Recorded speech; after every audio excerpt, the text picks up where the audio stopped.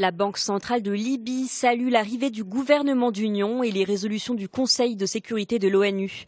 Des termes employés dans un communiqué dimanche dans lequel la banque explique qu'en aidant l'économie par la relance de la production et des exportations pétrolières, elle œuvre pour l'unité du pays mais aussi dans le but de redonner espoir à la Libye. Avant la Banque centrale, la compagnie nationale pétrolière avait aussi apporté son soutien au gouvernement d'union. Son président avait affirmé travailler avec le Premier ministre Fayez El-Sarraj et le Conseil présidentiel pour dépasser leurs divisions. L'entreprise publique basée à Tripoli, qui gère le secteur pétrolier et gazier en Libye, a toujours bénéficié de la reconnaissance de la communauté internationale, même si elle dépendait des autorités non reconnues contrôlant la capitale depuis l'été 2014. La Libye dispose des réserves pétrolières les plus importantes d'Afrique, estimées à 48 milliards de barils.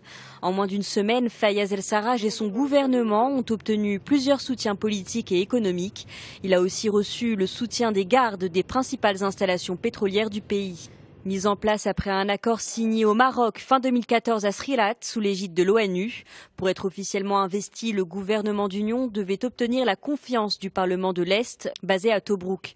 Un vote qui n'a jamais eu lieu, faute de quorum. Le gouvernement d'union s'est alors autoproclamé en fonction le 12 mars sur la base d'un communiqué de soutien publié par une centaine de parlementaires de Tobrouk.